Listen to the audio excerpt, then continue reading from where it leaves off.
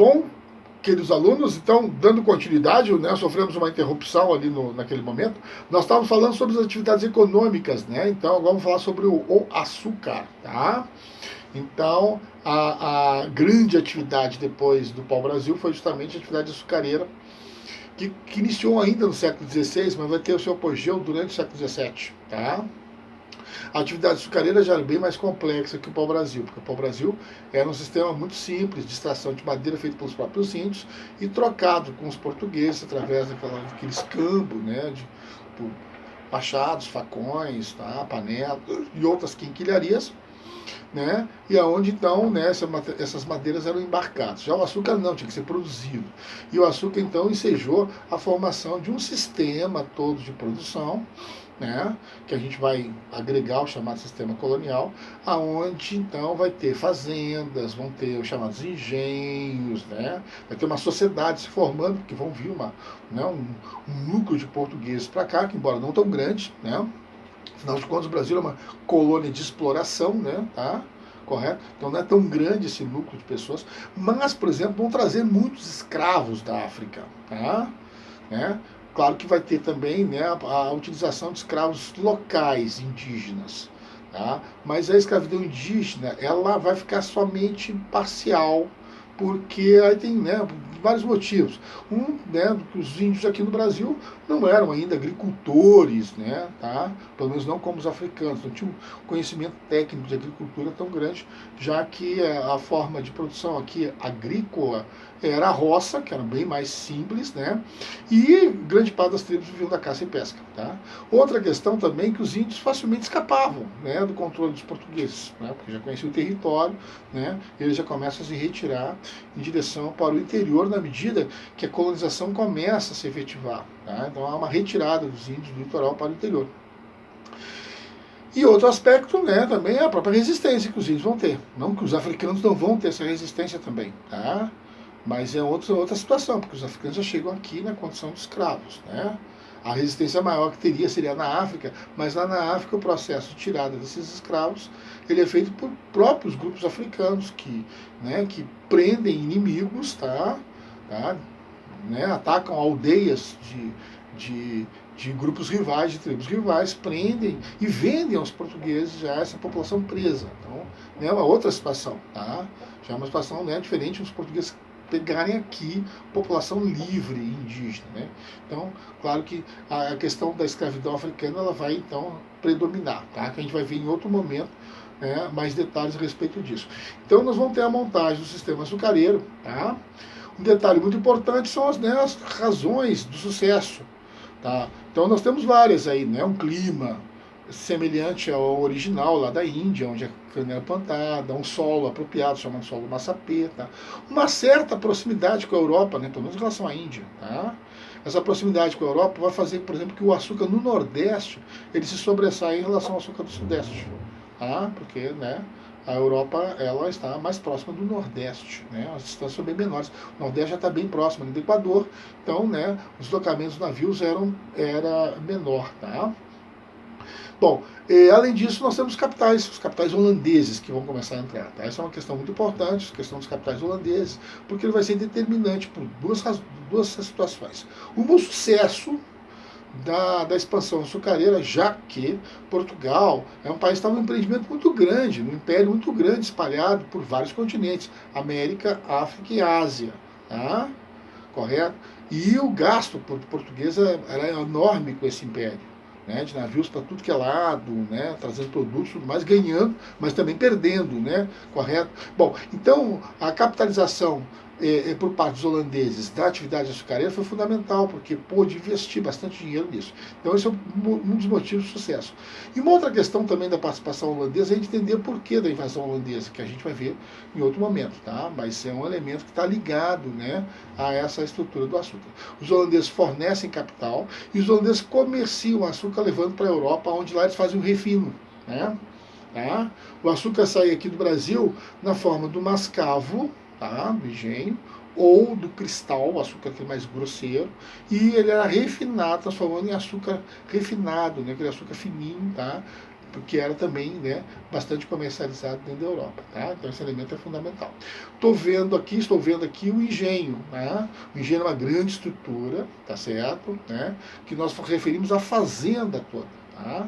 Cuja terra, a sesmaria, era a base de produção agrícola. Tá? Aí sobre essa terra, a sesmaria, se instalava então a casa do senhor, a casa grande, as senzalas onde moravam os escravos, tá? E a casa do engenho, onde lá ficava a moenda, onde se moía a cana-de-açúcar, tá? Aos fornos, onde o açúcar era fervido, né? E transformado, né? Mas principalmente o caldo de cana era fervido. E havia também, às vezes, a engenhoca, né? Tá? Que era onde se produzia, então, a aguardente, a cachaça, que vai ter um papel muito importante, não só como uma bebida de consumo da população, mas no comércio de escravos na África também, tá? A aguardente ela vai entrar aí, tá bom? Claro que o engenho não só produzia açúcar, o engenho também vai produzir alimentos, tá? Os escravos também eram deslocados para a produção de alimentos em determinados momentos, que nos plantava cana, tá? Ou em áreas de terras, né, já não tão ricas, aonde se concentrava a produção de gado, de alimentos para o abastecimento do engenho. Aí outros produtos começam a ser produzidos com o tempo também, tá? O caso da pimenta, a malagueta, por exemplo, tá? Começa a ser produzido. É o caso do cacau, né? Tá certo? Também é produzido, né? O algodão, né? Então, alguns outros produtos eventualmente eram produzidos ali paralelamente ao engenho. O algodão para fazer, inclusive, roupas, né? Roupa dos escravos, assim por diante, tá? Então estou passando aqui umas várias cenas dos engenhos, né? Muitas pinturas da época que nós estamos vendo, né? Da época local, tá? Da época, né? Da época colonial, para ser mais exato, tá? Então aí dois pintores sobressaem aqui, né? O Frans Post, que é um holandês que veio para o Brasil, e posteriormente, já no final da época colonial, nós temos o Debré, tá? Debrecht, né? Que é um pintor também que deixou vários quadros, né, dos trabalhos aí dos escravos, né, dos engenhos, tudo mais, das moendas e assim por diante. A maior parte aqui das gravuras que nós temos aqui, históricas, são do Frans Post, tá, que é um holandês. Tá? Então ele deixou várias gravuras. E algumas outras representações artísticas feitas em livros didáticos, né, a partir de quadros do Frans Post, tá, sobre os engenhos. Tá? Ok? Bom, então nós estamos saindo agora da cana-de-açúcar, tá? Lembrando que dentro do engenho também havia outras atividades, por exemplo, havia ferreiro para fazer peças de ferro para o próprio engenho, para ferrar animais, né, para fazer instrumentos de trabalho, né? Havia também o tanoeiro que fazia barris, tá? Calafate, que calafetava os barris, calafetava as embarcações, né? Então haviam várias atividades profissionais, né, dentro da atividade do engenho, tornando essa fazenda, né, algo bastante complexo, tá? Lembrando que a cana-de-açúcar ensejou uma sociedade colonial, né, bem rural, né? Ou seja, as cidades eram poucas, pequenas, tinham mais a função comercial, né? As cidades eram basicamente todas litorâneas, pouquíssimas cidades no interior, diferente da mineração, onde nós vamos ter uma grande quantidade de atividades do interior, tá bom? Muitas cidades do interior, né? Bom, e vamos lá. Então agora nós vamos entrar na mineração. A mineração foi a terceira grande atividade, tá? A mineração foi uma atividade, então, que ela já transcorreu já no século XVIII, tá? Então, se no século XVI predominou o pau-brasil, no século XVII predominou o açúcar, no século XVIII predominou a mineração.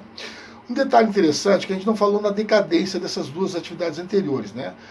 O pau-brasil decaiu muito por causa da invenção de corantes químicos na Europa, tá? No final do século XVI. Aí o pau-brasil deixou de ter uma importância, né? Que ele era usado basicamente para a produção de tinta vermelha, tá? Que era muito consumida, né? Nas manufaturas de tecidos na Europa, tá? O açúcar teve um outro fato que determinou a decadência, né, que foi a expulsão dos holandeses do Brasil. Tá? Os holandeses, né, por uma questão de controle da região, tomaram o Nordeste em determinado momento, tá? Correto? Tomaram o Nordeste do controle português. Tá? Foi a época de Maurício Nassau, por exemplo. Mas eles são expulsos. Quando eles são expulsos, eles levam as mudas, as técnicas todas de produção para a região do Caribe. Tá?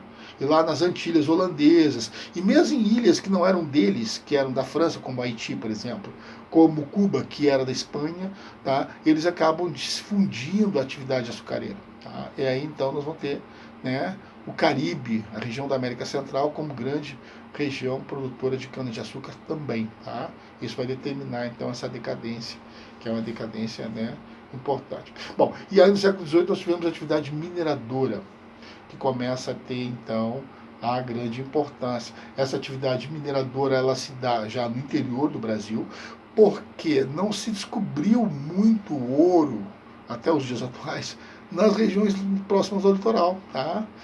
Se descobriu ouro também, tá? Descobriu diamantes, descobriu até outras pedras preciosas na região litorânea, mas em pequenas quantidades. A maior quantidade estava no interior. Aí é uma questão geológica, né? Tá? Pela questão dos terrenos mais antigos. Por isso que Minas Gerais, né, que tem terrenos muito antigos, né, lá do Arqueano, do Algoquiano, tá, possuía uma quantidade desses minerais bem maior. Né? E assim nós tivemos então que o Minas Gerais, Mato Grosso e Goiás que vão concentrar a atividade produtora de ouro colonial. Tá? Essa atividade era feita em dois moldes, o garimpo, que a gente chama também de faísca, e a lavra, que era feita com uma grande quantidade de escravos. Tá? Quem iniciou essa atividade foram os bandeirantes, isso é uma questão importante também de lembrar. Tá? Essa atividade, diferentemente da cana-de-açúcar ou do pau-brasil, é uma atividade que incentivou a urbanização, porque não havia necessidade das pessoas ficarem fazendas. Então, né, normalmente as pessoas moravam num arraial, que é o nome que se dava, uma espécie de aldeia, com umas casinhas, uma igrejinha, tá? E aí, aos pouquinhos, esse arraial foi aumentando, porque aí chegaram comerciantes, estabeleceram lá tabernas, né, algumas lojas, tá? Se desenvolve uma atividade artesanal, aí vem o governo, estabelece, né, um prédio administrativo também, vem o governo estabelece a casa de fundição para fundir o ouro, e aí estabelece um quartel, né, de cavalaria, de dragões, para fazer um controle de segurança. Bom, em suma, vai se formando um grande núcleo urbano. Tá? Então, a tendência foi formar núcleos urbanos, pelo menos em posições chaves dessas regiões coloniais, tá? Que são áreas já do interior. Então, Minas Gerais foi, né, a área mais importante, seguido de Goiás e Mato Grosso. Tá? Lembrando que na época Mato Grosso ainda não está dividido, né? Não havia ainda Mato Grosso do Sul, por exemplo. Tá? Então, Mato Grosso era uma capitania só. Né? Aliás, uma capitania que surge justamente no século XVIII em função, então, da mineração. Tá? Bom, quando se fala em mineração colonial, é muito importante lembrar que é uma mineração de metais preciosos, já que ainda não estamos na Revolução Industrial. Tá? Na Revolução Industrial, o ferro, o diamante, como é que chama? O ferro, o cobre, tá? Também, né, o chumbo, tá? Esses minerais metálicos utilizados em ligas metálicas vão transformar muito importante. Na época se usava uma pequena quantidade de ferro para fazer ferramentas, para fazer ferraduras de cavalos, né, fazer pregos para se pregar as madeiras nas embarcações, parafusos, etc. Mas era uma demanda muito pequena. Então não justificava, por exemplo, uma grande produção de minério de ferro para exportação para a Europa. Tá? Razão pela qual, né, exportação de minério de ferro, de níquel, de cassiterita, né, de estanho, tá? Isso tudo vai ser a partir do século XX. Tá?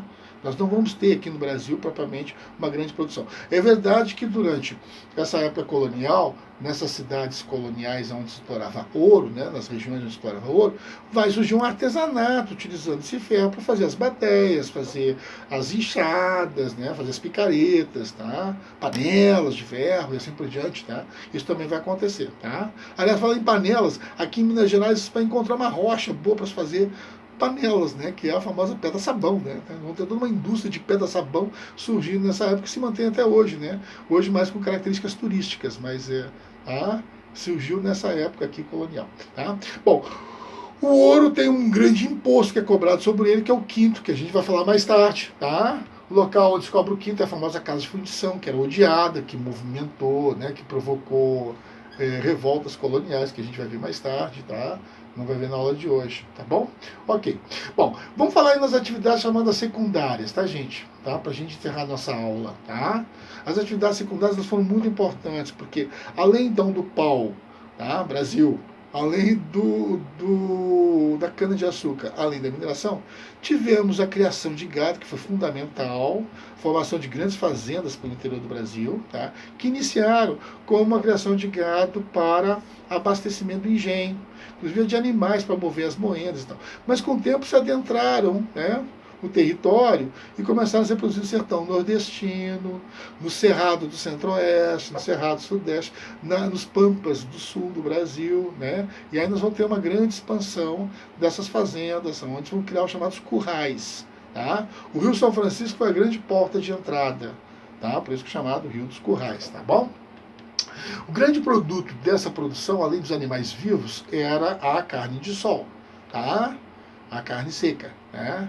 Que era um grande produto comercial. Claro que também muitos animais de transporte eram criados, mulas, tá? Cavalos, né? Além dos bois propriamente dito, tá bem? Então isso é importante. Outra grande atividade foram as chamadas drogas do sertão, tá? O que eram as drogas do sertão? Era um conjunto de produtos extraídos das matas, principalmente na Amazônia. E por que drogas? Porque grande parte deles eram remédios, tá? É o caso, por exemplo, do Guaraná, né, que é um dos grandes exemplos das drogas do sertão. Ervas medicinais, como a salsa parrilha, por exemplo. A salsa parrilha tem tempero. Mas, né, a malva, por exemplo, que é uma medicação importante, também extraída da floresta. Né? Então, isso aí, né, foi movimentando também essa atividade. Quem introduziu essa atividade foram os jesuítas. Tá? Eles começaram a produzir com os índios esses produtos, né, geralmente extrativos, e começaram a comercializar, tá? Tá bom? Com os comerciantes portugueses, que por sua vez levavam para a Europa e assim por diante. Com o tempo, alguns produtos nas drogas sertão ficaram fundamentais, como por exemplo o látex, tá? Que era usado para a produção de alguns instrumentos medicinais, chamados seringas, da onde vem o nome da árvore seringueira. Então, a borracha seringueira foi um dos elementos também chave nessa produção das chamadas drogas do sertão. Tá? A erva mate também foi um outro produto chave, só que não na Amazônia. A erva mate mais para as regiões do sul, lá do Pantanal, do Rio Grande do Sul, né? Onde esse produto então ele era produzido. Tá? Então as drogas do sertão também foi uma grande atividade. Elas foram muito importantes porque elas provocaram a ocupação da Amazônia. Tá bom? Então as drogas do sertão. E aí nós temos a produção de outros artigos, né, secundários, como o algodão, né, que teve uma grande importância no Nordeste, principalmente no Maranhão. Tem relação com a independência dos Estados Unidos. Os Estados Unidos era o grande fornecedor de algodão no século XVIII para a Inglaterra por causa da Revolução Industrial, que já estava em curso. Só que com a guerra de independência interrompeu-se esse fornecimento. E aí o Brasil ocupou o lugar dos Estados Unidos durante algumas décadas. Tá? E aí então nós tivemos um grande desenvolvimento no Maranhão, tá? Principalmente, mas no Nordeste, em relação a essa produção de algodão, né? Tá? Que fez dobradinha com açúcar durante um certo tempo. Tá? Então o algodão entra aí. Bom, e outras atividades para encerrar a aula de hoje foram, por exemplo, o tropeirismo, né, gente? Foi muito importante, tá? Os tropeiros, né, foi uma atividade que começou a unir o Brasil através de grupos de cavalgadores, né, de cavaleiros, que levavam tropas de mulas para um lado e para o outro, carregando produtos, tá? Pelos sertões, pelos interiores, né? Tá? De abastecimento, por exemplo, de áreas rurais até as cidades, assim por diante. Aqui em Minas Gerais, por exemplo, eles se tornaram muito importantes, tropeiros, pela quantidade de produtos que eles passaram a fornecer. Tá? Então, eles foram os caminhoneiros da época colonial, né? Tiveram essa grande importância. Tá? Tem até um prato, né, que homenageia eles, né, o feijão tropeiro, tem a ver justamente com o tipo de alimentos que eram, né, que eles preparavam, que eles transportavam também, né, durante as paradas deles e tudo mais, né, que eles faziam esse tipo de prato, né, que se tornou então um dos pratos habituais então no Brasil. Tá? Com isso, queridos colegas, nós vamos encerrando aqui para nossa aula não ficar muito extensa. Tá bom? Tá? Tem, obviamente, muitos assuntos para a gente falar, mas a gente vai falando aos poucos, ok? Então, estou encerrando aqui para disponibilizar para você essa aula no nosso AVA.